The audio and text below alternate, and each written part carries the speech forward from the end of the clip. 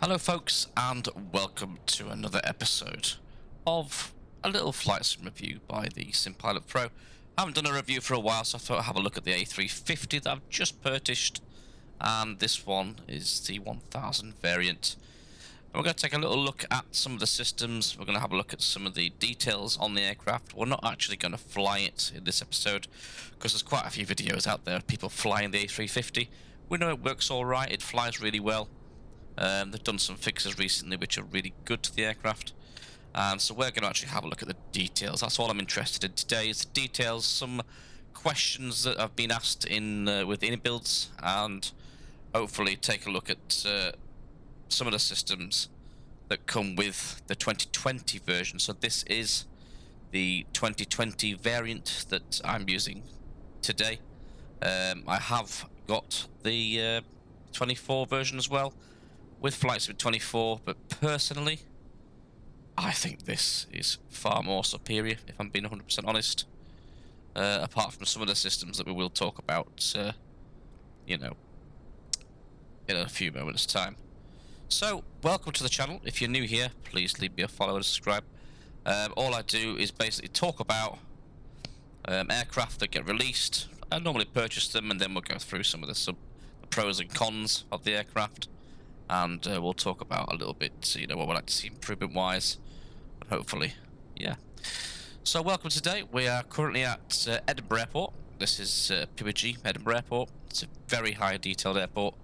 It's one of our operating hubs here in Scotland. And you can see we've got the A350 in the Virgin Atlantic colours here. And these liveries are available on the Inibuilds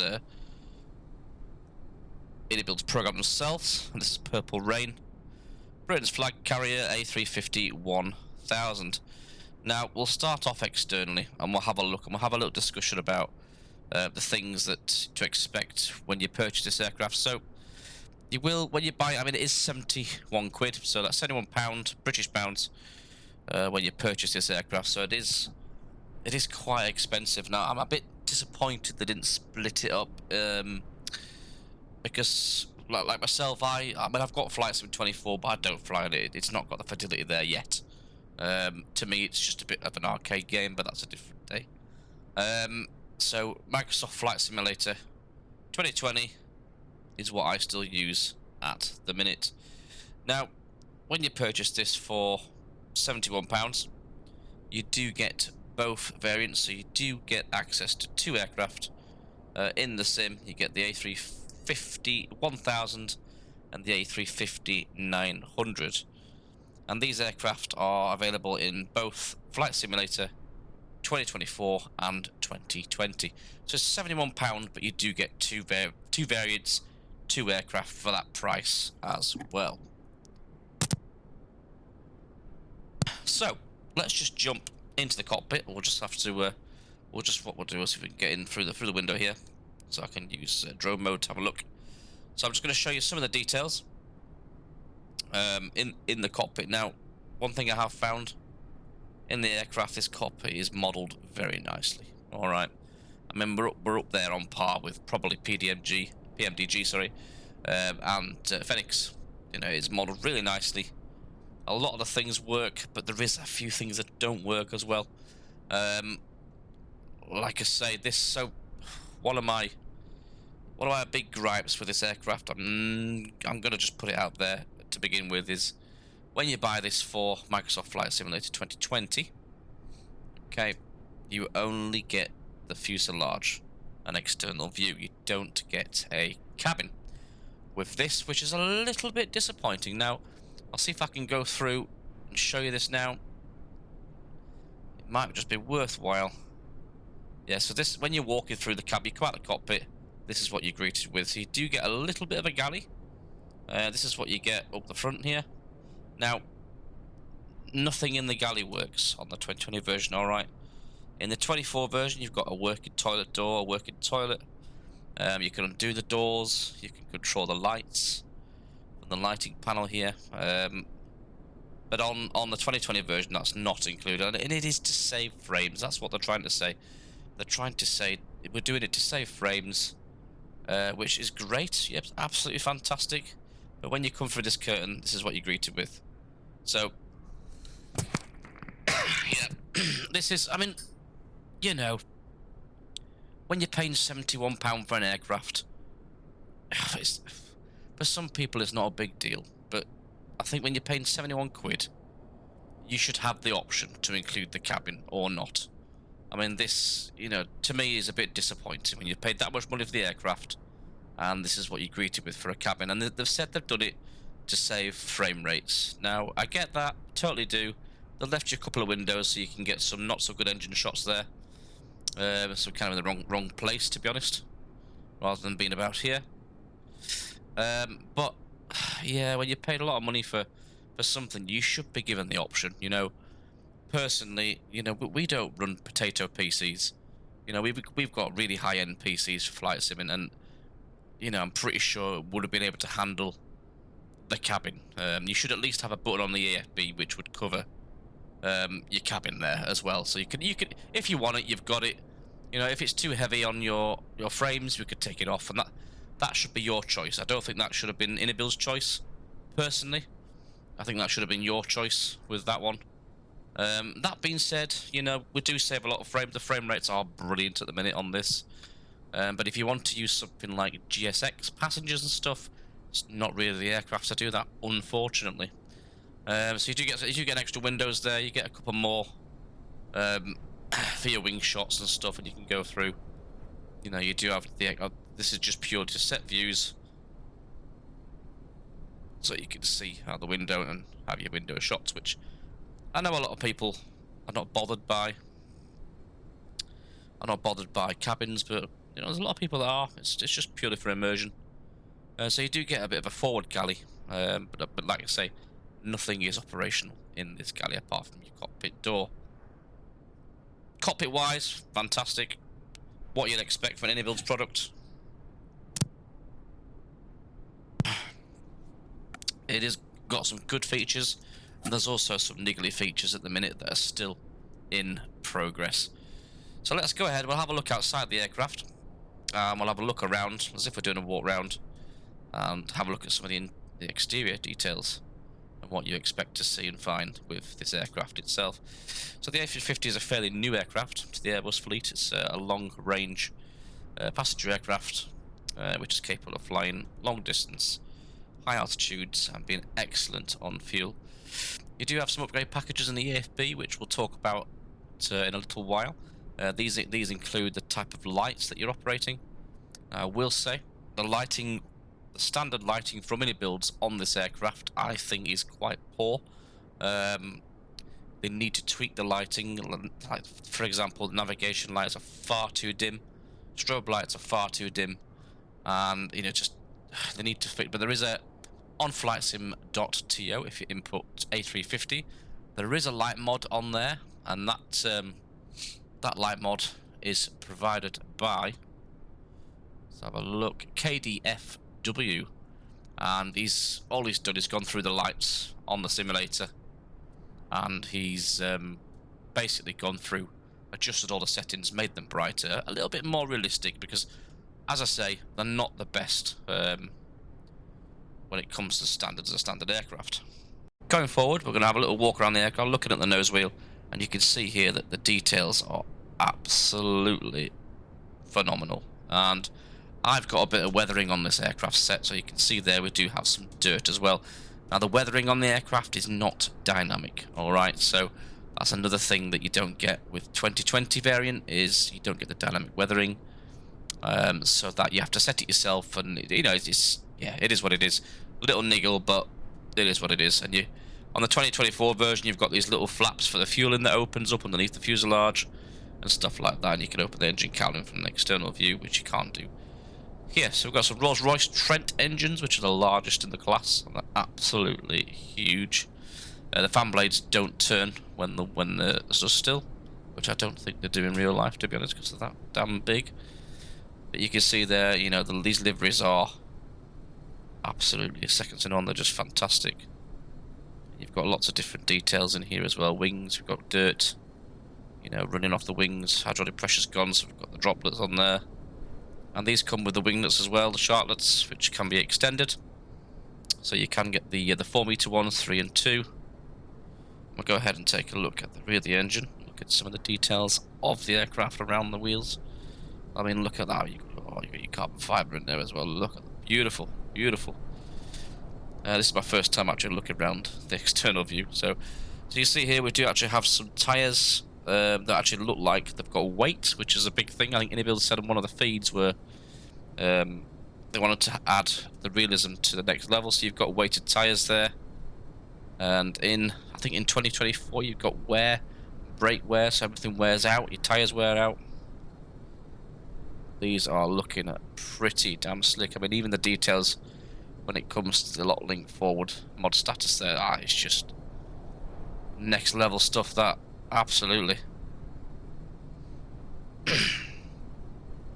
These little hatches there will open, so you can open the actual landing gear doors on 2024 model, but just not on 2020 model.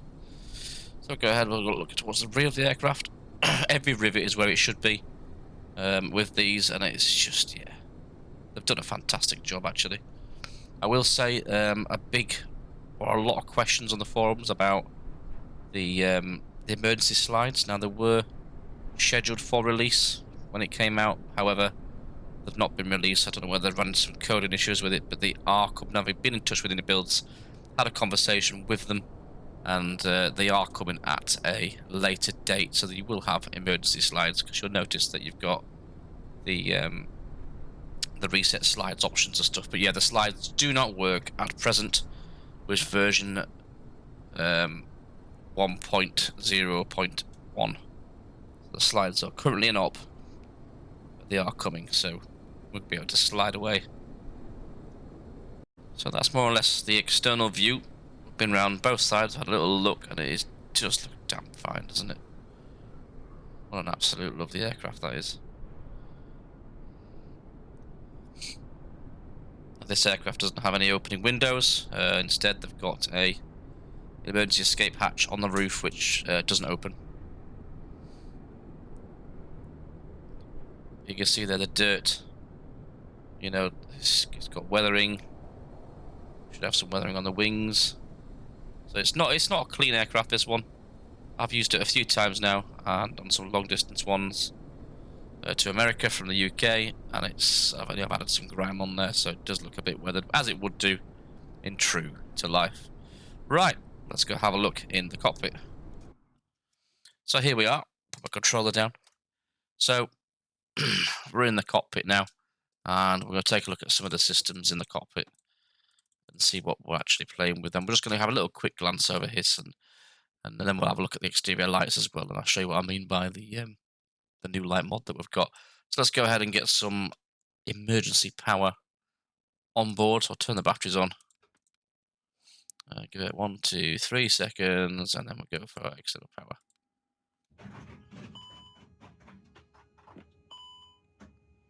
There we go. It goes through all the test screens, and when you first start flying the aircraft, the EFB doesn't come up automatically.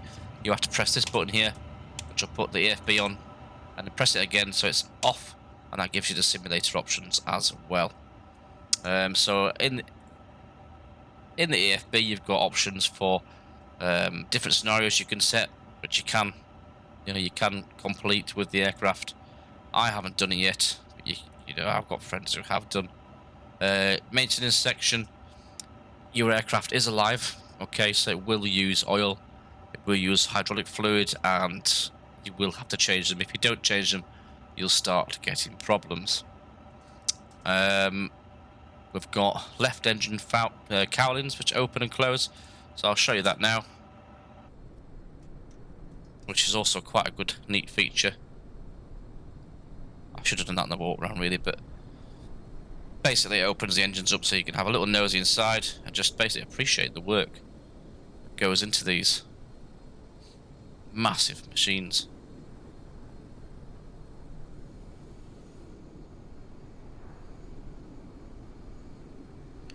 And I've modelled that, you know, very nicely in there. Oh, there's not much you can see from this angle when I open up the other one there. So that's the engine count, so you can perform servicing. Like I say, with the reset slide buttons, you can put them away, but we don't have slides at the minute. So if we go to ground equipment, we're currently running on the GPU. This is where you control all your actions. The other thing I will say here is this aircraft, okay, is because it's integrated with the GSX. Unfortunately, you can't link stairs to it manually. So you can't, like with a Fenix, you can attach stairs through the EFB. Apparently, that is something that they're aware of, and hopefully that'll get implemented in the future, where you can press a little button in the EFB and you can get some stairs. But unfortunately, what you have to do with this at the minute is press operate stairs, and they'll bring some stairs to your aircraft. Other things you control here are your load sheets. Now everything's linked in with SimBrief. Only thing you have to put into the aircraft, into the EFB, the FMC, will be your fuel and your loads. So you'll have to basically copy them across. It sets it for you, but you still have to write it in. All right, your zero fuel in your block, you still need to write them in, because it won't. At the minute, it doesn't pull and load your weights. It only puts it up in your EFB there. So you've got your passenger there, and you get your flight plan. It's all brought in through SimBrief, so it is quite active. You can do ACARs with this aircraft, and I use Same Tensions ATC, and you can do it through there. We do have terminal charts. I don't have my Navigraph account linked to it because there has been some issues with this at the minute, so I'm trying to stay away from Navigraph integration. I've got it built into one of my monitors anyway, so I don't really need that. With options, you've got a lot of options with this aircraft. You've got your weathering slider there as well, your IRS settings, and your units and stuff in there. Equipment, where you can put your SATCOMs on and your taxi light cameras. There is no camera for taxi on this aircraft. I don't think that's ever going to be implemented on this aircraft. But externally, you've got your fuel jettison, your wind hooks, throttle calibrations, sound options on there as well. Noise cancel headphones, just turns the noise off so you can hear me a lot clearer now. And your volume controls, third-party stuff, which is in there, which is your SimBrief, passwords and all that lot that's in there as well, and simulation. A little bit about top descent pauses and stuff like that. So that is that. EFB wise, you've got active flight plans, perf, just like you would do in a normal Airbus. It's just a little bit different. It's all on touchscreen, it's all integrated, and you can actually get around it quite. It takes a little bit of getting used to, but the principle's the same. Like I say, it's not really a type rating course when you learn to fly this. It's just a conversion course. So it's the same aircraft to fly, it's just different systems that are involved. It's all the same stuff but on digital screens. This is your ATC communication panel, which will be notify ATC. That should be set to Same Tensions, where you can request your ACARS clearance and stuff like that through the ATC comm system. And then you've got obviously your systems you can see which are active and not active on there as well. Your checklists are here. Before start checklist, you can tick all these off. Same Tensions have actually got a program coming, hopefully get released in the near future, where your co-pilot can actually do all these and be set to actually complete these checklists for you, or the pilot in command, which would be quite cool. So we've got the details on there. You've got your comms radio systems down here. And it is literally very similar to, but we're not here to look about through the systems today. We're just going to look at the visualizations on here. Now, one thing I will say, I've got a lot of the WinWing systems, so I use the FCU, the EFIS, and the McDo WinWing system, because I fly the A321. That is my native aircraft, and I'm very comfortable with that aircraft. However, none of these systems with SimApp Pro for WinWing will work with your hardware. One thing I have found on Flight Sim TO, there is a program, there is a link to the MobiFlight systems that will work majority of the FMC systems here and the EFIS. So it does work. It's not perfect, but you do get some. And as for the McDo, you don't get any hardware on the Minwing McDo at the minute. So to be fair, it's fairly straightforward. You don't often use it that often, you know. It's nice to have the hardware, but you can operate it with the touchscreen. It's quite simple. You can just follow your mouse around, and it's yeah, it's fairly easy to do on there as well. Walking around the cockpit, like I say, you can open up your door, go for a walk around. I've got to use my side because I can't go forward because it lifts it up. And unfortunately, you can't open and close the doors. Oh, didn't know that was there. You can't open and close the doors from the inside of the aircraft. Which again, I think is a little bit. And this screen is just done. Nothing works on here at all.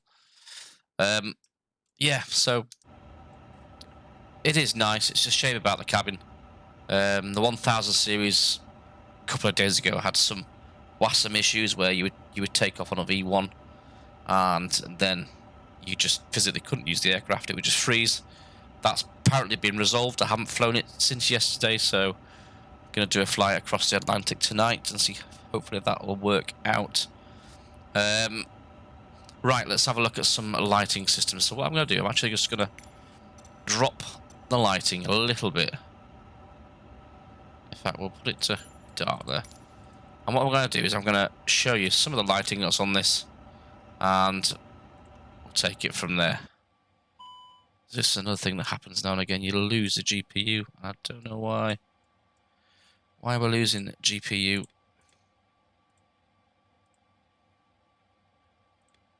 Come on. Sometimes when you press the beacon light, it loses GPU. I think it's a bug at the minute. When you turn the beacon on, it thinks you're ready for taxi. So that's why it disconnects your GPU, unfortunately. But it's just one of those little niggles, isn't it? Probably realistic, isn't it? If your beacon light comes on, it wants to get that GPU off your aircraft. Right. Beacon light is now on. Let's take a look at that. You can see there they are the LED variants of the beacon lights. These have been tweaked by FlightSimTO, and they are a lot nicer. Alright. You've got your nav lights, which are a lot brighter on this now. One thing I will say, probably the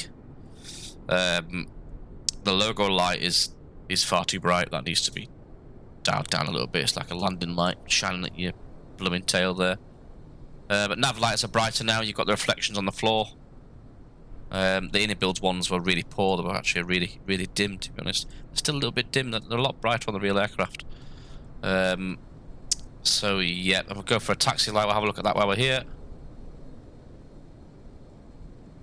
If we can get... There you go, the taxi and runway turn-off lights are all integrated on this. Oh, come on. Things in the way now. I'm sorry for the stuttering. We're at a very heavy airport, and I'm also recording on the same drive. So your taxi lights are the LED variants. Your landing lights are also LED variants. They're very bright, actually. They're quite good. When you're coming into land, they're pretty spot on. Then obviously you've got your strobe lights as well, which have been tweaked, FlightSimTO, which are a lot more realistic now. And you've got the reflections as well from your systems. If we go to Alt 2. No, it's not going to work on this aircraft. So that's the lighting. The cabin lighting can't be adjusted, which is good actually, because you can actually see the cabin as well, which again doesn't make sense to me. You don't get the cabin when you're flying it, but you've got it, you know, you can see into it through the windows. It's really freaky. I don't understand what's going on there. So that's basically the walk around we've done today, having a look at some of the systems on the aircraft, having a look at the details, having a walk round. And would I recommend buying this aircraft? 100%. It's beautiful. She's a nice aircraft. Just be aware that none of your hardware will work with it at the minute, especially with the wing stuff. Nothing will work with it. Only if you're using the Mobifly, you can use the FMC. But that is it. FCU, sorry, and that is it. You can't use the McDo and the EFIS. Yeah, works a little bit, but it's not perfect. With it being all touchscreen, you're not going to get, unfortunately, any programs yet, and it's only been out a few days. So, yeah, £71, very expensive. Just to recap, you don't get the cabin included with the aircraft, which is a shame. You know, I've spoke to Inibuilds about this only today. I kind of said, you know what, the chances of getting an option to actually fit them, so people with high-end PCs can use it, and they basically turned around and said they've got no plans to release the cabin for 2020 users, which unfortunately tells me they're trying to push us both over to they're trying to get us all to move to 2024. That's kind of what it's aimed at, isn't it? This aircraft was I would imagine was probably just a 2024 release aircraft until they realised how shambolic 2024 was.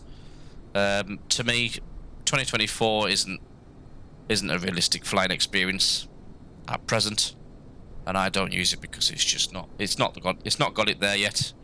The lighting's wrong, everything's completely wrong with it at the minute. So hopefully they'll fix it in a year's time down the line. But at the minute, 2020 is the way forward with this. And get yourselves out there, get this aircraft bought. It is a machine. She flies really well. The systems are great, and you won't be disappointed. Thank you, Inibuilds, and thank you guys for watching the quick video. And I'll see you in the skies. Fly Sim Pro, take care.